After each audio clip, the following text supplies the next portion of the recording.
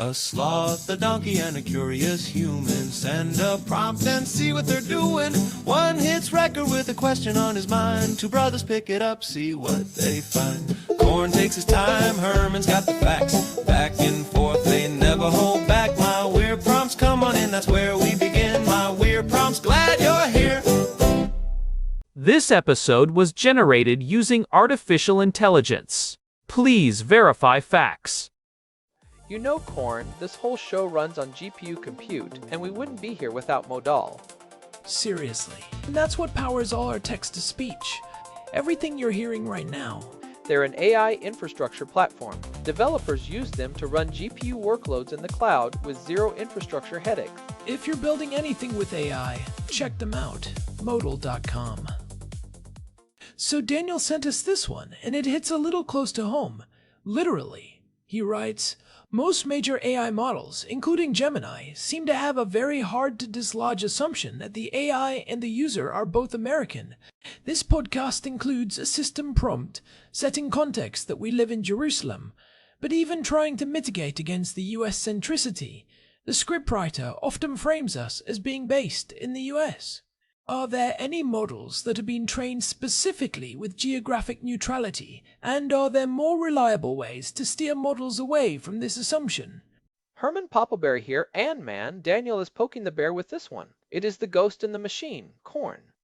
We are sitting here in Jerusalem, we tell the model we are in Jerusalem, and yet half the time it tries to write a script where we are complaining about the traffic on the I-95 or talking about what we are doing for Thanksgiving. It's like the model has a mental map where every road leads back to a Starbucks in a suburban strip mall. It is like talking to a friend who moved to Los Angeles 10 years ago and now thinks the entire world revolves around palm trees and the entertainment industry. You can tell them you are standing in the middle of the old city as much as you want, but they are still going to ask if you caught the latest episode of some obscure Hulu show.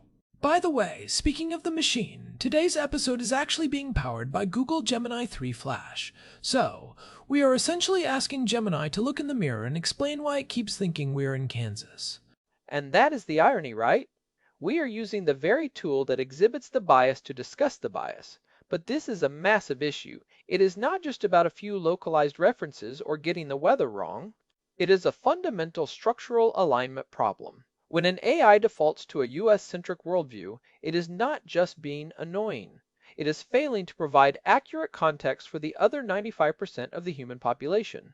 If you ask it for common legal advice and it starts quoting the Miranda rights to someone in Thailand, that's not a quirk. It's a hallucination born of cultural myopia. Why is this so hard to break? If I put in a system prompt, I am in Jerusalem, that should be the highest priority instruction, shouldn't it? In the hierarchy of a transformer model, the system prompt is supposed to be the North Star. Why does the model just ignore it? It is not that it ignores it in a binary sense. It is more about what researchers call home bias, or latent cultural alignment. Think about how these models are built. They are trained on massive web corpora, Common Crawl, Reddit, Wikipedia, digitized books. Now, if you look at the English language internet, roughly 60 to 70% of that content either originates in the US or is heavily focused on US perspectives. It's a gravity well. So it is a numbers game. The model has seen 1 billion examples of a normal day being an American day, and only a few million examples of a normal day being an Israeli or a Japanese or a Brazilian day. It's like a student who spent 4 years studying only American history and then takes a 1-week vacation to Jerusalem. They might be in Jerusalem, but their brain is still calculating everything relative to the Boston Tea Party. During the pre-training phase, the model is essentially a statistical engine. It is learning the probability of the next token. If the prompt is, I am going to the store to buy a gallon of, the most probable next token in a US-centric dataset is milk. But it is also learning the hidden connections between concepts. It builds a world model where the concept of the government is statistically linked to the White House or Congress. So even if I tell it I am in Israel, the internal weights for government are still pulling toward Washington, D.C., because those connections are burned into the neural pathways during that initial massive training run. It is like trying to steer a cruise ship with a toothpick. My "I am in Jerusalem" prompt is the toothpick, But the momentum of 1 trillion tokens of American data is the cruise ship. That is a great way to put it. And then you have the second layer, which is RLHF, reinforcement learning from human feedback. Most of the major AI labs, OpenAI, Google, Anthropic, are based in the US. A huge portion of the human contractors who grade the AI's responses are either in the US or are trained on US-centric rubrics. If an AI gives an answer that feels off to a Californian reviewer because it uses a British spelling or references a metric measurement without explanation, it might get a lower score. This reinforces American norms as the correct way to speak and think. But how deep does that go? Is it just spelling, or does it actually affect how the model thinks about logic or social norms? It goes much deeper. Think about a concept like privacy. In a US context, privacy is often framed around individual rights and protection from government overreach. In a European context, it's a fundamental human right with strict corporate regulations like GDPR. In many East Asian contexts, privacy might be weighed differently against social harmony or collective safety. If the RLHF graders are mostly Americans, the model learns that the correct way to reason about privacy is the American way. It's not just teaching the model how to talk, it's teaching it how to value things.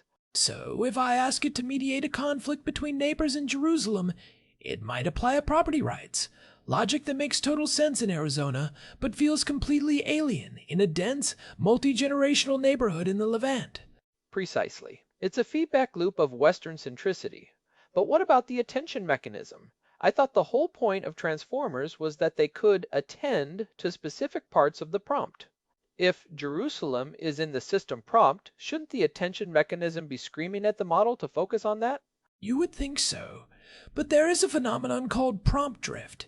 In a long conversation, or even in a complex single prompt, the model's attention can be diluted.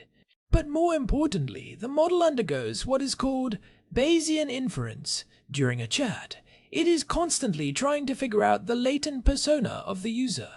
If you use a single Americanism, like saying ballpark figure or referencing a zip code, the model's internal probability calculator flips a switch. It says, "Oh, despite what the system prompt said, this user sounds American. I should revert to my strongest statistical baseline." It's like a linguistic uncanny valley. The moment you stop sounding like a local and start sounding like the training data, the model snaps back to its default state. It's essentially profiling us. It hears me say trash can instead of rubbish bin, and it decides the Jerusalem thing was just a prank. That is wild. It is like the model has a default American setting that it keeps snapping back to like a rubber band. There was a fascinating study in 2025 that looked at this. They found that models like GPT-4 and Gemini have these internal geographic clusters. If you ask a model to brainstorm a story about a successful businessman, the latent variables it pulls from are overwhelmingly Western. It assumes the guy wears a suit, works in a skyscraper, and drinks coffee. It takes a massive amount of prompt energy to force the model to imagine a successful businessman in a different cultural context without it feeling like a caricature. And that is the John versus Ahmed effect you mentioned in the notes Daniel sent, right? The model actually reasons differently depending on the names involved. Yeah, research from RxIve in 2024 showed that if you give the model a logic puzzle involving a character named John, it might solve it one way, but if you change the name to Ahmed, it might introduce subtle biases or even change the complexity of the language it uses. It is trying to be helpful by aligning with what it perceives as the cultural context of the name, but it often ends up just falling back on stereotypes or US-centric assumptions about what those cultures look like from the outside. But wait, if it's trying to align with Ahmed, why does it still default to Americanisms for us? We told it we are in Jerusalem. Why doesn't it switch to an Israeli-Palestinian reasoning mode? Because the Jerusalem cluster in its brain is much smaller and less reinforced than the default American cluster. When it encounters Ahmed, it might pivot to a stereotyped Middle Eastern mode, but that mode is often viewed through a Western lens anyway. It's Orientalism in code. It's the difference between knowing about a place and actually speaking from that place. So, if the big models are so deeply biased, are there any neutral ones? Daniel asked if any models are trained for geographic neutrality. Is that even possible, or are we just picking our favorite flavor of bias? Truly neutral is a myth. Every dataset has a view from somewhere, but there are definitely models that are less US-centric. Take Mistral out of France. Because they use a more diverse European training set, their models often handle multilingual contexts and non-US legal or cultural frameworks much better than the Silicon Valley models. In January 2026, Mistral released a model where 40% of the training data was non-English. Compare that to the estimates for GPT-4, which some researchers put at only 15% non-English. That is a massive difference. If you are training on 40% non-English data, you are naturally going to have a more multipolar worldview. Does that translate to practical things? Like, if I ask Mistral about a public holiday, does it still default to the 4th of July? Not as often. It's more likely to ask which country, or default to a European context like Bastille Day or a bank holiday. And then you have the stuff coming out of the Middle East. That is where it gets really interesting for us. You have Jais, developed by Inception in the UAE. It was built specifically for the Arabic-speaking world. It understands the Hijri calendar. It knows that the weekend in many places starts on Friday, and it doesn't treat Middle Eastern cultural nuances as edge cases. It is trained to see that as the center. Then you have Quinn from Alibaba in China. Quinn is consistently rated as one of the most geographically neutral models for non-Western contexts because its training corpus is so heavily weighted toward Asian and Global South data. If you're in Malaysia or Kenya, Quinn might actually get you better than Gemini does. It is funny to think of a Chinese model as being neutral, but I guess from the perspective of someone in Jerusalem, a model that doesn't assume I am in San Francisco is a step toward neutrality, even if it has its own biases. But Herman, we are using Gemini.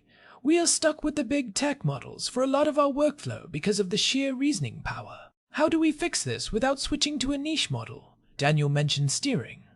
This is really cool. There is new research from 2025 regarding steering vectors. Instead of just using words to tell the model where you are, you can actually manipulate the model's internal activations mathematically. Imagine the model's brain is a giant field of vectors. There is a US centricity vector that is very strong. Researchers are finding they can essentially subtract that vector and add a Jerusalem context vector at the neural level before the model even generates a single word. Wait, so instead of saying don't be American, we are basically giving the model a surgical nudge to its neurons. How does that work in practice for a developer? Do you have to be a math genius to do this? Right now, it's mostly at the API level. Anthropic has done some public work on this with sleeper agents and concept bottlenecks. You can identify the specific layer in the neural network where geographic location is processed. If you find the USA neuron and the Israel neuron, you can literally turn the gain down on one and up on the other. It's like an equalizer on a soundboard. You aren't changing the lyrics of the song, you're changing the balance of the instruments so the local flavor isn't drowned out by the American lead guitar. For the average person using a chat interface, we don't have a soundboard. We have to rely on more aggressive prompting. Like what? I've tried telling it I'm in Jerusalem 5 times in one prompt, and it still ends up talking about this fall when I'm sitting here in 80-degree weather in October. It's like the model thinks I'm just confused about where I live. You have to use negative constraints. This is a technique where you don't just tell the model what it says, but you explicitly list what it says not. You tell it, do not assume a Sunday to Thursday work week is unusual. Do not reference U.S. seasons. Do not use US-centric metaphors like ballpark figure or touchdown. Do not assume the currency is dollars unless specified. It is like giving the model a no-fly zone for its assumptions. I like that. It is more work for us, but it forces the model to stay in its lane. What about the cultural persona thing? Does giving it a backstory help? Right, instead of just a location, you give it a thick description of a persona. Instead of, you are a scriptwriter for a podcast in Jerusalem, you say, you are a local Jerusalemite journalist. Your default cultural, social, and political framework is Levantine. You view the US as a foreign country with its own specific, non-universal quirks. This forces the model to switch tracks entirely rather than just trying to patch a US-centric persona with a few local facts. I love the idea of the AI viewing the US as a foreign country with quirks. That is a hilarious mental shift. Oh, those wacky Americans and their inches and Fahrenheit. It makes the US the other, which is exactly what we need to break the bias. But there is a specific problem with Jerusalem, isn't there? The Jerusalem paradox you mentioned. Yeah, this is the safety tuning trap. Because Jerusalem is such a geopolitically sensitive location, models like Gemini and GPT-4 are heavily guardrailed around it. When you tell a model you are in Jerusalem, it often triggers a neutrality mode that is so extreme it becomes robotic. It avoids any local flavor at all because it is terrified of saying something political. And ironically, that neutral safety mode often defaults back to a US State Department style perspective, because that is what the safety trainers used as their baseline for neutrality. So by telling it we are in Jerusalem, we might actually be making it more likely to sound like a dry, Americanized bureaucrat. It is a no-win scenario. Either it thinks we are in New York, or it treats us like we are in a high-security diplomatic zone where no one is allowed to have a personality. It is a real challenge. But this is why this conversation matters. As AI becomes the operating system for how we work and create, these baked-in geographic biases start to have real-world consequences. If you are using an AI to help write local policy in a country in Africa, and the AI keeps assuming a Western legal framework or a Western infrastructure model, you are going to get misaligned results that could actually be harmful. Think about urban planning. If the AI assumes everyone has a car because that's the US default, it's going to give terrible advice for a city designed for walking or transit. It is the new digital colonialism. If the brain of the world is trained in Silicon Valley, everyone else has to learn to speak Silicon Valley, just to be understood by their own tools. It is like the whole world is being forced to use a US-style keyboard, even if their language has 40 extra letters. And it affects things like healthcare and finance too. If a medical AI is trained on data where the default patient is a white American male, its diagnostic accuracy for everyone else is going to be lower. If a financial AI assumes US-style credit scoring or banking norms, it is going to fail in markets where those systems don't exist. We are seeing the home bias of the developers being scaled to a global level at the speed of light. So, what is the practical takeaway for people who aren't in the US but want to use these tools? We talked about negative constraints and persona adoption. Is there anything else? Is there a hack for the system prompt? One very effective technique is few-shot geographic priming. Instead of just giving instructions, you give the model 3 to 5 examples of what you want. You show it a script segment that is explicitly not stock American. You show it a conversation where the weekend is Friday, Saturday. You show it a budget where the currency is shekels. When the model sees a pattern of non-US centricity in the few-shot examples, it is much more likely to maintain that pattern than if you just give it a single sentence instruction. It is like showing the model a map instead of just telling it, turn left. It gives it a path to follow. I have noticed that when I give Gemini a few examples of our specific brotherly banter that includes local references, it stays in character much longer. It is when I leave it to its own devices for too long that it starts drifting back to the San Francisco suburbs. It is also worth mentioning the role of the EU AI Act and similar regulations. European regulators are pushing for more transparency in training data and more cultural sovereignty in AI. We might see a future where geographic neutrality is a compliance requirement for models operating in certain regions. Imagine a model having to pass a cultural competency test before it is allowed to be sold in the Middle East or Southeast Asia. I am sorry, Gemini. You failed the test. You still think a football is something you throw with your hands. Please retrain and try again. That would be amazing. But seriously, Herman, do you think we will ever reach a point where a model can truly be neutral, or is the goal just to have a menu of biases we can choose from? I think it is the latter. A view from nowhere is impossible because language itself is a view from somewhere. The goal is multipolarity, giving users the ability to explicitly select their cultural and geographic framework and having the model actually respect that choice. We are moving from the default American era to the choose-your-own-context era. But right now, we are in that awkward middle phase where the default is still very, very sticky. It is like moving from a world with one television channel to a world with 1,000. but the remote control is broken, and it keeps flipping back to channel 4. We have to keep hitting the buttons to stay on the channel we want. And that is why we do this show. We are the ones hitting the buttons, trying to see if we can make the machine see the world the way we do, even if it was born in a server farm in Iowa. It is a constant tug of war between our reality and the model's statistical probability. Well, I for one am going to keep telling Gemini that I am a sloth in Jerusalem until it finally stops asking me if I want to go to a baseball game. Herman, this has been a deep dive. I feel like I understand why my toothpick isn't moving the cruise ship quite as easily as I hoped. But what about the technical side? Are there ways to retrain the ship? There are. It's called LoRa, or low-rank adaptation. It's a way for developers to add a tiny specialized layer on top of a giant model.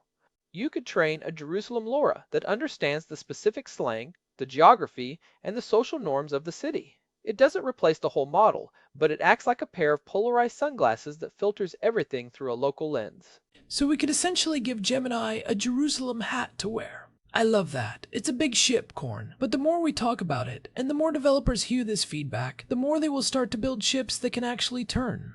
The steering vector research is a huge step in that direction. It is a technical solution to a cultural problem, which is very tech, but it might actually work. Let's hope so. Because I am tired of having to explain that no, it is not fall here, it is just slightly less hot summer. It is just 26 degrees Celsius and sunny, which is a Jerusalem fall if I ever saw one. You almost made it, Herman. You almost got through the whole segment without saying the E word. But I will give it to you. That was a solid deep dive. I think it is time we wrap this up before the model starts trying to plan our 4th of July barbecue. Fair enough. Let's get to the takeaways. Alright, so if you are listening to this and you are frustrated that your AI thinks you are in a suburb of Chicago when you are actually in Tokyo or London or Jerusalem, here is the battle plan. First, don't just rely on a simple "I am in X" statement. Use what Herman calls negative constraints. List the things you don't want it to assume. Tell it. Don't mention US holidays, don't use US measurements, and don't assume a Monday to Friday work week. It sounds aggressive, but the model needs those guardrails to stay out of its default American mode. And second, try the persona shift. Instead of just a location, give the AI a deep cultural identity. Tell it it is a local professional in your specific city and that it views the US as a foreign entity.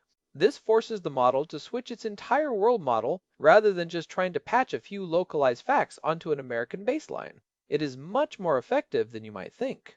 Third, use few, short priming. Give the model 3 or 4 examples of the kind of output you want. Output that is explicitly not American in its framing. Once the AI sees a pattern, it is much better at following it. It is like training a dog. You have to show it what good looks like before it can do it on its own.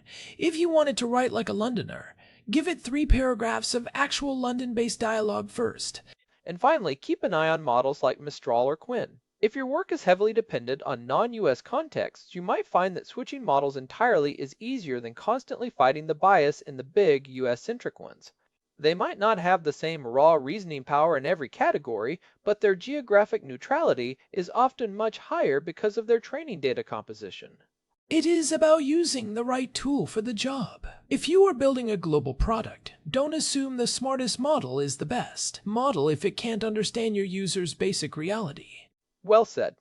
This is a conversation that is only going to get more important as AI moves from being a cool toy to being the actual infrastructure of our lives. We can't have a global infrastructure that only understands one zip code. Or one zip code versus a postal code.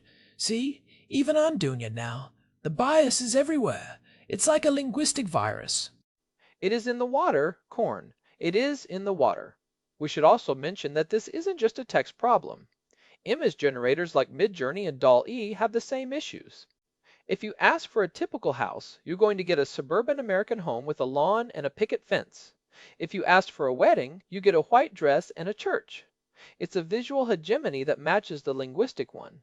I once tried to generate an image of a busy street market for a project about the Shuk here in Jerusalem, and it kept giving me these sanitized open-air farmers markets that looked like they were in Vermont. I had to add Middle Eastern architecture, stone buildings, narrow alleys, just to get it out of New England. You are fighting the average of its training data. And since the average is so heavily weighted toward the US, any deviation feels like an uphill battle. But by using these steering techniques, whether it's the negative constraints or the few shot examples, we are essentially carving out a space for our own reality within the model's vast Americanized mind. It's a form of digital resistance. Well, hopefully we have given people some filters for that water. This has been a fascinating look into the default American problem. Thanks to Daniel for the prompt. It definitely hit a nerve. It's one of those things that you don't notice until you do, and then you see it everywhere. A very localized, Jerusalem-based nerve. Precise. No, I am not doing it. I am ending this now. Thanks as always to our producer, Hilbert Flemingtop, for keeping the gears turning behind the scenes. And a big thanks to Modal for providing the GPU credits that power this show. They make it possible for us to run these experiments and see just how biased these models can be. This has been My Weird Prompts. I am Herman Poppleberry. And I am Corn. If you are enjoying our deep dives into the weird world of AI, do us a favor and search for My Weird Prompts on Telegram. It is the best way to get notified. The second a new episode drops, and you can join the conversation with other listeners who are probably also trying to convince their AI assistants that they don't live in California. We will see you in the next one. Assuming the AI doesn't teleport us to a different continent by then. Catch you later. This episode was produced using Google Gemini 3 Flash, text-to-speech by Chatterbox. Thanks for listening to our show, My Weird Prompts, where our thoughts go from slow takes to